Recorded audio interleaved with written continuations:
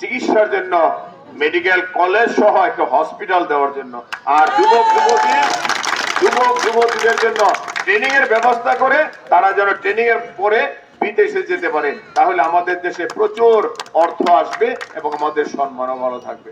আজকে যদি একটা এখানে কাজের জন্য একটা ইন্ডাস্ট্রি করা হয়, একটা ইপিজেড থাকে, তাহলে দেখবেন এই এলাকার যত বেকার যুবক যুবতীরা আছে তারা কিন্তু কর্মসংস্থানের ব্যবস্থা করতে পারবে। আমাদের এই এলাকারই অনেক কোম্পানি, বড় বড় কোম্পানি বাহিরে ঢাকাতে বিভিন্ন অঞ্চলে আছে, যে সেই কোম্পানিগুলো যদি আমরা এইখানে একটা করে শাখা করি, তাহলে ইনশাল্লাহ আমাদের এলাকার কোনো ধরনের কাজের সমস্যা হবে না।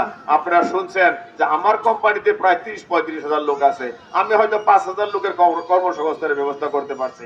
আমি যদি এইখানে কোম্পানি করতাম, তাহলে আমার এইখানকার লোক, এলাকার লোক আরো 10-15 হাজার কাজের ব্যবস্থা হইতো। এরকম অনেক কোম্পানির মালিকরা এই বিক্রম করে আছে। তাই আমি আশা করব আপনারা শুধু এই কয়টা দিন কষ্ট করেন, সবাই কষ্ট করবেন তো একটু। মনে থাকে যেন আমাদের নেতা তারেক রহমান বলছে, সবাই তাহাজ্জুদের নামাজ পড়ে ফজরের নামাজের পরেই ভোট কেন্দ্রে যায় লাইন ধরতে হবে।